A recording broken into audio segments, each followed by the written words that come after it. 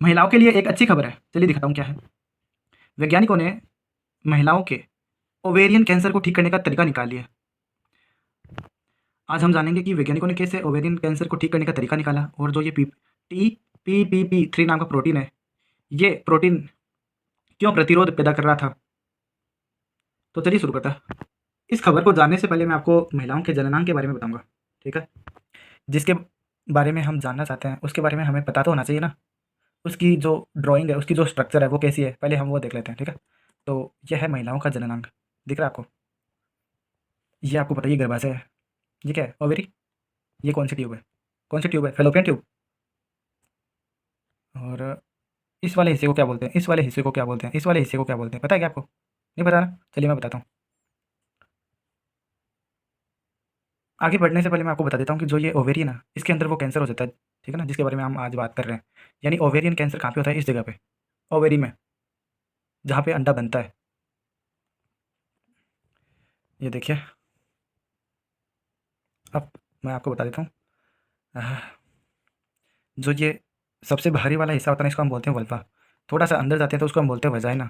थोड़ा और अंदर जाते हैं तो उसको हम बोलते हैं सर्विक्स, ठीक है। और मैंने आपको बताया था ये क्या है, गर्भाशय, ठीक है। यानी यूटेरस, यूटेरस को हिंदी में गर्भाशय बोलते हैं। ये है ओवरीज, जहाँ पे महिलाओं का अंडा बनता है। और ये है फैलोपियन ट्यूब। महिलाओं में अंडा कहाँ पे बनता है, ओवरीज में। और ये अंडा बाद में कहाँ पर आ जाता है, इस फैलोपियन ट्यूब में आ जाता है, यहाँ पे। और पुरुषों का जो शुक्राणु है, जिसको हम इंग्लिश में स्पर्म बोलते हैं, वो भी फैलोपियन ट्यूब में आकर अंडाणु से मिलता है। तो जब यदि आपको मैं कहूँ कि जो फर्टिलाइजेशन है, जो निषेचन है, वो कहाँ पर होता है, तो बता देना आप। फैलोपियन ट्यूब में होता है। यहाँ पे ही महिलाओं का अंडाणु पुरुषों के शुक्राणु से मिलता है। फिर से सुनिए, फैलोपियन ट्यूब में महिलाओं का अंडाणु पुरुषों के शुक्राणु से मिलता है। और यहीं पे फर्टिलाइजेशन यानी निषेचन होता है। निषेचन होने के बाद अंडा गर्भाशय की दीवार पर चिपक जाता है। यह है महिलाओं का अंडा, दिख रहा है आपको। अब पुरुषों का जननांग भी जान लीजिए, क्योंकि बाद में हमें काम आएगा। ये आपको पता है, ये टेस्टिस, ये पेनिस, ये ब्लेडर है जहाँ पर मूत्र इकट्ठा हो जाता है। और ये कौन सी ग्रंथि है बताइए, प्रोस्टेट ग्रंथि तो है ये। आगे चलते हैं, यहाँ पे देखिए, मैं जो पुरुषों का सिस्टम है, ये देखो क्या है, ये इसके अंदर जो ये ट्यूब दिख रही है ना, इसको हम बोलते हैं यूरेथ्रा यानी मूत्र नली। ये क्या है, ग्लैंस ऑफ पेनिस, पेनिस का ग्लैंस है। ये टेस्टिस मैंने बता ही दिया। और टेस्टिस के ये दिख रही है आपको नस, इसको हम बोलते हैं एपिडाइडाइमिस, एपिडाइडाइमिस। ये बल्ब कहाँ से, ये रहा, ये बल्ब दिख रहे हैं आपको, इसको हम बल्ब बोलते हैं, ठीक है। बाद में एपिडाइडाइमिस से जो ऊपर की तरफ ये नली दिख रही है, इसको हम क्या बोलते हैं, डक्टस डेफरेंस, क्या बोलते हैं, डक्टस डेफरेंस।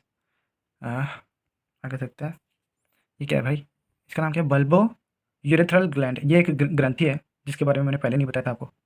प्रोस्टेट ग्रंथि के बारे में तो बता दिया था, इसके बारे में नहीं बताया था। यहाँ पर भी एक ग्रंथि है जिसका नाम है bulbo urethral gland. Bulbo urethral gland यहाँ पे होती है। इसके ऊपर जो ग्रंथि है उसका नाम है प्रोस्टेट ग्रंथि, ठीक है। अ, तो जो हमारी ये डक्टस डेफरेंस नाम की जो ये नली है, वो बाद में देखो यहाँ पे आती है। और यहाँ पे आप देख पा रहे हो, सेमिनल वेसिकल बोलते हैं इसको। यहाँ पे जो ये है ना, इसको हम बोलते हैं सेमिनल वेसिकल। अब ऊपर किडनी से जो मूत्र आता है, बाद में इस ब्लैडर के अंदर इकट्ठा होता है ना। तो इसको जो किडनी से जो नस जुड़ी होती है, उसको हम क्या बोलते हैं, यूरेटर। क्या बोलते हैं, यूरेटर। किडनी से जो ये ब्लैडर तक पेशाब आता है, जो मूत्र आता है, वो यूरेटर के जरिए आता है। तो इस नस को हम क्या बोलते हैं, यूरेटर, जो कि किडनी से जुड़ी हुई होती है। यहाँ पे टेस्टिस के अंदर स्पर्म प्रोड्यूसिंग ट्यूब्स होती है। ये ट्यूब दिख रही है ना, इसके अंदर हमारे स्पर्म बनते हैं, ठीक है। और इसके अंदर बहुत सारे लोब्यूल्स भी देखो, टेस्टिस के अंदर देखो लोब है, लोब्यूल्स बोलते हैं इस वाले हिस्से को, लोब्यूल्स। तो पुरुषों के जननांग के बारे में भी मैंने बता दिया। ये जानना ज़रूरी था, तभी आप आगे की जो आज की जो रिसर्च है, कैसे वैज्ञानिकों ने महिलाओं के अंदर जो ओवेरियन कैंसर है वो ठीक कैसे किया, उसको जानने से पहले आपको इनके बारे में तो जानना पड़ेगा ही। ये देखिए, ये महिलाओं का सॉरी, ये पुरुषों का टेस्टिस है, ठीक है। इसके अंदर आपको बताइए, ये हमारा क्या है, स्पर्म यानी शुक्राणु बनता है। आगे देखते हैं। आपको पता ना कि महिलाओं में जब वो प्रेग्नेंट हो जाती है महिलाएं, तो होता क्या है, इस तरह बच्चा उनके गर्भाशय में बनने लग जाता है। और जो आपको ये रस्सी सी दिख रही है ना, इसको बोलते हैं अम्बिलिकल कॉर्ड। क्या बोलते हैं, अम्बिलिकल कॉर्ड। और ये दिख रहा है आपको, ये रहा, जिसके ज़रिए बच्चा माँ से पोषण प्राप्त करता है। तो ये इसको हम बोलते हैं प्लेसेंटा। क्या बोलते हैं, प्लेसेंटा। तो अब शुरू करेंगे हम इस रिसर्च को, वैज्ञानिकों ने कैसे ओवेरियन कैंसर को ठीक किया। तो चलिए जानते हैं। पहले तो मैं आपको बता देता हूँ कि ये वैज्ञानिक है कहाँ के। ये अमेरिका के वैज्ञानिक है, ठीक है। यहाँ पे देखो क्या लिखा हुआ है, यह खोज वास्तव में ओवेरियन कैंसर यानी अंडाशय के कैंसर के इलाज में एक बहुत बड़ी कामयाबी है। मिशिगन स्टेट यूनिवर्सिटी, कौन सी यूनिवर्सिटी? मिशिगन स्टेट यूनिवर्सिटी के वैज्ञानिकों द्वारा की गई यह स्टडी यह समझाने में मदद करती है कि कैंसर के खिलाफ सबसे मजबूत दवाएं भी कुछ समय बाद बेअसर हो जाती है। सही बात है, कैंसर दोबारा क्यों लौट आता है। ठीक है, आगे देखते हैं क्या लिखा हुआ है, कीमोथेरेपी कैसे काम करती है। पहले तो ये देख लो आप, एक बार ये छोटा सा वीडियो देखिए आप। ओवेरियन कैंसर के इलाज के लिए सिस्प्लैटिन या कार्बोप्लैटिन का उपयोग होता है। जब कैंसर सेल का डीएनए कोने टूट जाता है तो वो बढ़ नहीं पाती और मर जाती है। अब एक बार पहला पॉइंट पढ़िए क्या लिखा हुआ है, कीमोथेरेपी कैसे काम करती है। आमतौर पर ओवेरियन कैंसर के इलाज के लिए सिस्प्लैटिन या कार्बोप्लैटिन नाम की कीमोथेरेपी दवाओं का उपयोग किया जाता है। फिर से सुनिए कि जो ओवेरियन कैंसर है उसका इलाज करने के लिए हम सिस्प्लैटिन और कार्बोप्लैटिन नाम की दवाओं का यूज करते हैं। अब तक वैज्ञानिक मानते थे कि ये दवाएं मुख्य रूप से कैंसर सेल्स के डीएनए को नुकसान पहुंचाकर उन्हें मारती है।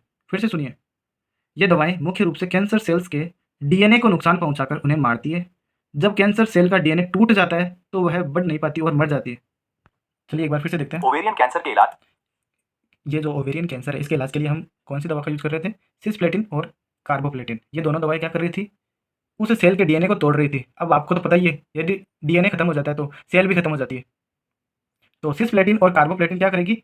इस कैंसर सेल के डीएनए को खत्म कर देगी। यदि डीएनए खत्म हो जाएगा तो ये कैंसर सेल भी खत्म हो जाएगी। इसको हम बोलते हैं कीमोथेरेपी। के लिए सिस्प्लैटिन या कार्बोप्लैटिन का उपयोग होता है। जब कैंसर सेल का डीएनए कोने टूट जाता है तो वो बढ़ नहीं पाती और मर जाती है। तो कीमोथेरेपी क्या होती है, इससे ओवेरियन कैंसर का इलाज कैसे किया जाता है ये तो आपने जान लिया। अब नया मोड क्या आया है, जो नई रिसर्च क्या हुई है वो जान लेते हैं। ठीक है, ये रहा। तो क्या लिखा हुआ है, इस नई रिसर्च में वैज्ञानिकों ने पाया कि कीमोथेरेपी दवाएं सिर्फ डीएनए पर ही हमला नहीं करती बल्कि वे कैंसर कोशिकाओं के अंदरूनी ढांचे को भी नष्ट करने की कोशिश करती है। हमारी हर कोशिका के अंदर एक आंतरिक कंकाल यानी इंटरनल स्कैफोल्डिंग होता है जिसे हम माइक्रोट्यूब्यूल्स कहते हैं। यह ढांचा कोशिका को उसका आकार देता है। यह कोशिका को जीवित रखने यह कोशिका को जीवित रहने और विभाजित यानी डिवाइड होने में मदद करता है। कौन डिवाइड होने में मदद करता है? ये माइक्रोट्यूब्यूल्स। जब कीमोथेरेपी इस ढांचे को तोड़ने की कोशिश करती है तो कैंसर कोशिकाएं खुद को बचाने के लिए एक नया तरीका अपना लेती है। एक बार ये छोटा सा वीडियो देखिए। पहले वैज्ञानिक मानते थे कि कीमोथेरेपी केवल डीएनए को मारती है, पर नई रिसर्च के अनुसार ये सेल के अंदर जो माइक्रोट्यूब्यूल्स होते हैं, छोटे छोटे ट्यूब होती है। ध्यान रखिएगा, हमारे सेल के अंदर छोटी छोटी पतली पतली ट्यूब्स होती है। तो होता क्या है कि जो कैंसर है वो इन ट्यूब्स को भी नुकसान पहुंचाता है। जैसे हड्डियों का कंकाल शरीर को टिकाए रखता है, जैसे हमारे शरीर के अंदर हड्डियों का कंकाल होता है ना, वह हमारे शरीर को खड़ा रखता है। उसी के कारण हम खड़े रह पाते हैं, चल पाते हैं। तो जैसे हमारे शरीर के अंदर जो हड्डियों का कंकाल हमें खड़े रहने में मदद करता है, हमें चलने फिरने में मदद करता है, वैसे ही एक जो सेल होती है, एक जो कोशिका होती है, उसके अंदर बहुत सारे माइक्रो ट्यूब्स होते हैं। क्या होते हैं? Micro tubes. इन माइक्रो ट्यूब्स के कारण ही कोशिकाएं अपने साइज को बरकरार रख पाती है। आपने तो देखा है कि एक कोशिका किस तरह की होती है ना। तो उसका साइज मेंटेन रहे उसके लिए उसको क्या जरूरत होती है? माइक्रो ट्यूब्यूल्स की। लेकिन जब कैंसर होता है तो ये माइक्रो ट्यूब्स टूट जाती है। डीएनए को मारती है, पर नई रिसर्च के अनुसार ये सेल के अंदर मौजूद जो ट्यूब्स होती है ना सेल के अंदर, उसको भी तोड़ देती है। तो ध्यान रखिएगा, जैसे हमारे शरीर के अंदर हड्डियां हमारे लिए बहुत ज़्यादा ज़रूरी होती है। ये सारा हड्डियों का ढांचा बहुत ही ज़्यादा हमें चाहिए ना, ताकि हम चल फिर पाएँ। यदि हमारे शरीर में हड्डियाँ नहीं होगी तो हम चल नहीं चल पाएंगे ना। तो वैसे ही जो एक कोशिका होती है, उस कोशिका के अंदर बहुत सारे माइक्रो ट्यूब्यूल्स होते हैं। उन माइक्रो ट्यूब्स के ज़रिए ही कोशिका अपना जो साइज़ है वो मेंटेन कर पाती है, अच्छे से काम कर पाती है। तो कोशिकाओं के अंदर माइक्रो ट्यूब्स होती है, ये मैं आपको बता चुका हूँ। ठीक है, ये करती क्या है? हमारी कोशिका को आकार देती है। इसके अलावा कोशिका को जीवित रहने और डिवाइड होने में मदद करती है। और तीसरा, जब कीमोथेरेपी इस ढांचे को तोड़ने की कोशिश करती है तो कैंसर कोशिकाएं खुद को बचाने के लिए एक नया तरीका अपना लेती है। अब वो नया तरीका क्या है? तो चलिए तीसरे पॉइंट पर चलते हैं। तीसरा पॉइंट है हमारा TPPP3 प्रोटीन, कैंसर का सुरक्षा कवच। तो जो ये प्रोटीन है वो कैंसर के लिए सुरक्षा कवच की तरह काम करता है। ये कैंसर का दोस्त है। ठीक है, ये कैंसर का फ्रेंड है। तो वैज्ञानिकों ने पाया कि जब ओवेरियन कैंसर सेल्स पर कीमोथेरेपी का हमला होता है तो वे अपनी रक्षा के लिए TPPP3 यानी ट्यूबुलिन पोलीमराइजेशन प्रोमोटिंग प्रोटीन 3, ठीक है, इसका फुल फॉर्म है, नाम के प्रोटीन का स्तर बढ़ा देती है। तो ये जो प्रोटीन है वो बढ़ जाता है। अब आप पूछोगे कि ये प्रोटीन करता क्या है, चलिए जानते हैं। TPPP3 कैंसर कोशिका के उस अंदरूनी ढांचे को बहुत ज़्यादा मजबूत और लंबा बना देता है। वैज्ञानिक इसे ट्यूबुलिन कोड की रीवायरिंग कहते हैं। क्या बोलते हैं? ट्यूबुलिन कोड की रीवायरिंग। आगे देखो क्या लिखा हुआ है। परिणाम, इस प्रोटीन की वजह से कैंसर कोशिका का अंदरूनी ढांचा इतना स्थिर और मजबूत हो जाता है कि कीमोथेरेपी दवा उस ढांचे को तोड़ ही नहीं पाती। इस तरह से TPPP3 प्रोटीन कैंसर सेल के लिए एक सुरक्षा कवच की तरह काम करती है, यानी प्रोटेक्टिव शील्ड की तरह काम करती है। यही कारण है कि मरीजों को लगता है कि वे कैंसर मुक्त हो चुके हैं, लेकिन कुछ समय बाद वही कैंसर सेल्स और ज़्यादा मजबूत होकर वापस लौट आती है। तो चलिए एक बार फिर से जान लेते हैं कि जो कैंसर का दोस्त है, जिसका नाम क्या है, TPPP3, वो कैसे कैंसर की मदद करता है। चलिए जानते हैं एक बार फिर से। TPP3 का पूरा नाम है ट्यूबुलिन पॉलीमराइजेशन प्रोमोटिंग 3। ये प्रोटीन कीमोथेरेपी में, के तनाव से बचने के लिए कवच की तरह काम करता है। यानी जब भी मरीज को कीमोथेरेपी दी जाती है, तब तब होता क्या है कि ये जो प्रोटीन है TPPP3, ये प्रोटीन बढ़ जाता है और ये कैंसर का साथ देता है, कैंसर की हेल्प करता है ताकि कैंसर खत्म नहीं हो। इसके कारण कीमोथेरेपी अपना काम नहीं कर पाती है। TPP3 का पूरा नाम है ट्यूबुलिन पॉलीमराइजेशन प्रोमोटिंग 3। ये प्रोटीन कीमोथेरेपी के तनाव से बचने के लिए कवच की तरह काम करता है। इसके कारण कीमोथेरेपी अपना काम नहीं कर पाती है। तो हमने तीसरा पॉइंट खत्म कर दिया है, जिसमें हमने बात करी थी कि TPPP3 नाम का प्रोटीन कैंसर का दोस्त है, वो कैंसर की हेल्प करता है। अब हमारा चौथा पॉइंट है, इसे रिवर्स कैसे किया जा सकता है। वैज्ञानिकों ने लैब मॉडल्स में जब इस TPPP3 प्रोटीन को हटा दिया या ब्लॉक कर दिया तो एक चमत्कारी बदलाव हुआ। क्या है वो बदलाव? पहला पॉइंट देखिए क्या लिखा हुआ है, TPPP3 के हटते ही कैंसर कोशिकाओं का यह सुरक्षा कवच पूरी तरह कमजोर हो गया। उनकी आंतरिक संरचना फिर से संवेदनशील हो गई। इसके बाद जब उन पर केमोथेरेपी यानी सिस्प्लेटिन का इस्तेमाल किया गया तो दवा ने बहुत प्रभावी ढंग से कैंसर सेल्स को नष्ट कर दिया। रिसर्च का निष्कर्ष, जिन मरीजों में TPPP3 प्रोटीन का स्तर कम होता है वे इलाज पर बेहतर प्रतिक्रिया देते हैं और लंबे समय तक जीवित रहते हैं। अब वैज्ञानिक क्या सोच रहे हैं, ऐसी दवाई बनाने पर काम कर रहे हैं जो सीधे TPPP3 प्रोटीन को टारगेट कर सके। अगर ऐसा होता है तो पुरानी और मौजूदा केमोथेरेपी दवाओं की ताकत कई गुना बढ़ जाएगी और ओवेरियन कैंसर के दोबारा लौटने के खतरे को काफ़ी हद तक टाला जा सकेगा। चलिए एक छोटा सा वीडियो देखते हैं। अब वैज्ञानिक ऐसी दवाएं बनाने पर काम कर रहे हैं जो सिर्फ TPP3 प्रोटीन को ब्लॉक कर सकें। बायोमार्कर की मदद से डॉक्टर्स इलाज से पहले ही इसका स्तर चेक कर पाएंगे। चूंकि माइक्रोट्यूब्यूल स्वस्थ, ऑब्वियस ही बात है कि यदि वैज्ञानिक क्या करेंगे कि जो ये माइक्रोट्यूब्यूल्स है उसको चेक करेंगे और उससे पता लगा पाएंगे। एक बार ये छोटा सा वीडियो देखिए। We have finally discovered how ovarian cancer resists chemotherapy. तो ऑब्वियस ही बात है कि जो ओवेरियन कैंसर है वो केमोथेरेपी को कैसे रेसिस्ट कर पाती है, कैसे उसका विरोध कर पाती है। तो जब भी ओवेरियन कैंसर होता है तो उस दौरान TPPP3 नाम का जो प्रोटीन है वो बढ़ जाता है। और आपको पता ही है जो ये TPPP3 नाम का प्रोटीन है वो कैंसर का दोस्त होता है, वो कैंसर की हेल्प करता है। Protein builds a defensive wall around cancer cells. By removing it, we can allow chemotherapy to work effectively. Cancer कोशिकाएं अपना कोड बदल रही हैं। इसे ट्यूबुलिन कोड रीवायरिंग कहते हैं। इससे उनका ढांचा लंबा और मजबूत होता है। अब कीमोथेरेपी बेअसर हो जाती है। कैंसर कोशिकाएं अपना कोड बदल रही हैं। इसे ट्यूबुलिन कोड रीवायरिंग कहते हैं। इससे उनका ढांचा लंबा और मजबूत होता है। अब कीमोथेरेपी बेअसर हो जाती है, वे बच निकलती हैं। तो हमने यहाँ से शुरू किया था, बाद में हमने पहला पॉइंट केमोथेरेपी कैसे काम करती है, सिस्प्लेटिन और कार्बोप्लेटिन नाम की दवाएं। दूसरे पॉइंट में हमने माइक्रोट्यूब्यूल्स के बारे में जाना जो कि कोशिका को आकार देती है, डिवाइड होने में और जीवित रहने में मदद करती है। तीसरा क्या है, TPPP3 प्रोटीन। चौथा पॉइंट है हमारा, इसे रिवर्स कैसे किया जा सकता है, ये भी मैंने बता दिया। तो अधिकतर सारे पॉइंट कर लिए हमने, ख़त्म कर दिया ना, ख़त्म। तो चलिए वापस इस पे आते हैं। तो ये रहा हमारा ओवेरियन कैंसर रिसर्च 29 जून 2026 की न्यूज़ है। Scientists have identified that a protein called TPPP3 makes ovarian cancer cells resistant to chemotherapy। यानी ये ऐसी प्रोटीन है जो कि कैंसर सेल्स की दोस्त होती है, कैंसर सेल्स के लिए कवच का काम करती है ताकि वो मर नहीं जाए। तो यदि आपको मैं पूछूं कि कैंसर जो ओवेरियन कैंसर है इसकी दोस्त कौन है, तो ये है TPPP3 नाम की प्रोटीन। ठीक है, scientist stated that TPPP3 makes cancer cells adapted to chemotherapy by altering their internal structure, enabling them to survive and resist treatment. When we remove it, we weaken the cells defenses and allow chemotherapy to work more effectively, one of the researchers said। महिलाओं में जननांग कैसे काम करता है एक बार फिर से बता देता हूँ। ठीक है, पहले तो स्ट्रक्चर देख लेते हैं। ये महिलाओं का जननांग का स्ट्रक्चर है। ठीक है, ये देखिए। और जो ओवेरियन कैंसर जो कि आज का हमारा टॉपिक था, वो ओवेरी यहाँ पे होता है। ये एक ओवेरी है महिला की और एक इधर की तरफ भी है, तो यहाँ पे ओवेरियन कैंसर होता है, ध्यान रखिएगा। आगे देखते हैं। ये देखिए, ये यहाँ पे ओवेरी के अंदर ही अंडे बनते हैं महिलाओं में, दिख रहे हैं आपको। अब देखिए, महिलाओं का जो जननांग है तो सबसे बाहरी हिस्सा होता है वल्वा। थोड़ा अंदर चलते हैं तो वजाइना, यहाँ तक का हिस्सा जो इस जहाँ से गर्भाशय के अंदर एंटर होते हैं तो सर्विक्स, उसको क्या बोलते हैं, सर्विक्स। गर्भाशय को क्या बोलते हैं, यूटेरस। और जहाँ पे महिलाओं में अंडे बनते हैं, एग्स बनते हैं, तो उसको हम बोलते हैं ओवेरीज। ओवेरीज के अंदर महिलाओं में एग बनते हैं और जो अंडे हैं वो बनने के बाद कहाँ पे आते हैं, फेलोपियन ट्यूब में। और जब पुरुषों का जो स्पर्म है, जो शुक्राणु है, वो कहाँ पे आता है, महिलाओं के अंदर, इस फेलोपियन ट्यूब के अंदर आता है। ध्यान रखिएगा, कहाँ पे आता है, पुरुषों का जो शुक्राणु है, जो स्पर्म है, वो कहाँ पर आता है, इस फेलोपियन ट्यूब में आता है और महिलाओं के अंडाणु से जुड़ जाता है।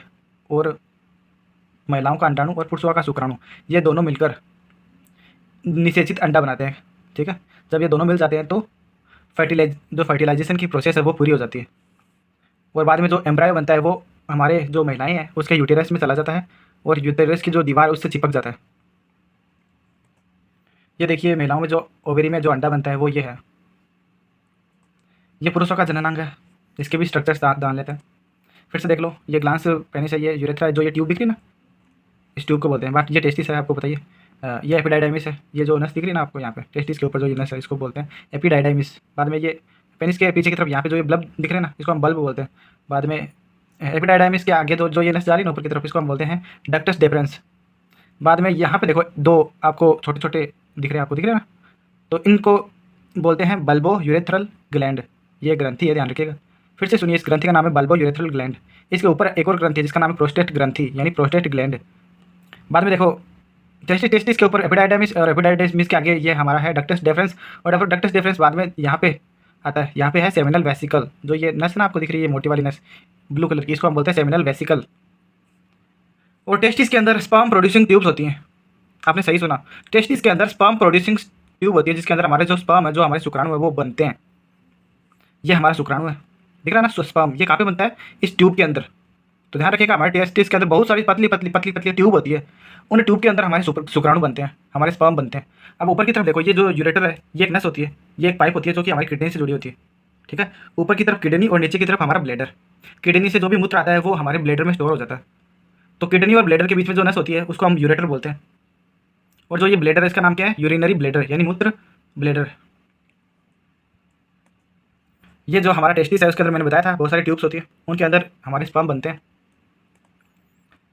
और मैंने आपको ये भी बताया था कि महिलाओं के अंदर जो फेलोपियन ट्यूब होती है वहाँ पर महिलाओं का जो अंडाणु है और पुरुषों का शुक्राणु, ये दोनों मिलकर निषेचित अंडा बनाते हैं। और ये निषेचित अंडा जिसे हम फर्टिलाइज्ड एग बोलते हैं, फर्टिलाइज्ड एग, ये अंडा जो महिलाओं का गर्भाशय है उसकी दीवार से चिपक जाता है और बाद में बड़ा होता जाता है। बाद में देखो इस तरह एक तो अम्बिलिकल कॉर्ड बन जाती है और ये ऊपर की तरफ जो आपको दिख रहा है ना इसको हम बोलते हैं प्लेसेंटा। प्लेसेंटा के जरिए ही बच्चा अपनी माँ से पोषण प्राप्त करता है, न्यूट्रिशन लेता है अपनी माँ से। तो यहाँ पे देखिए ऐसे लग रहा है जैसे कोई हम फ़ोन का चार्जर है वो बिजली के उस प्लग में डालते हैं ना, वैसे ही देखिए कि ये अपने आप को चार्ज कैसे करता है, इस प्लेसेंटा के माध्यम से। इस प्लेसेंटा के माध्यम से ही ये माँ से अपना न्यूट्रिशन लेता है। ठीक है, तो मैंने एक सवाल पूछा इससे कि कुछ लोग कहते हैं कि पीरियड्स के समय महिलाओं में एग रिलीज़ होता है और वो प्रेग्नेंट हो जाती है। आपने भी सुना होगा कि कुछ लोग कहते हैं कि महिलाओं के साथ पीरियड्स में जब ज़्यादा पीरियड्स में सेक्स करने पर बच्चे पैदा होते हैं। लेकिन ये क्या बोलता है, चलिए दिखाता हूँ। यह बात पूरी तरह से गलत है और वैज्ञानिक रूप से असंभव है। जो लोग ऐसा कहते हैं वो असल में महिलाओं के शरीर के काम करने के तरीके को ठीक से नहीं समझते। चलिए जानते हैं पीरियड्स के समय होता क्या है। पीरियड्स आने का मतलब यही है कि जो अंडा पिछले महीने रिलीज़ हुआ था यह ख़राब हो चुका है और अब शरीर उसे खून के साथ बाहर निकाल रहा है। अब पुराना अंडा नष्ट होकर बाहर निकल रहा है, तो उस समय नया अंडा रिलीज़ नहीं हो सकता। सही बात है। अब आप पूछोगे प्रेगनेंसी होती कब है, तो बताओ तो सही मुझे। चलिए जानते हैं।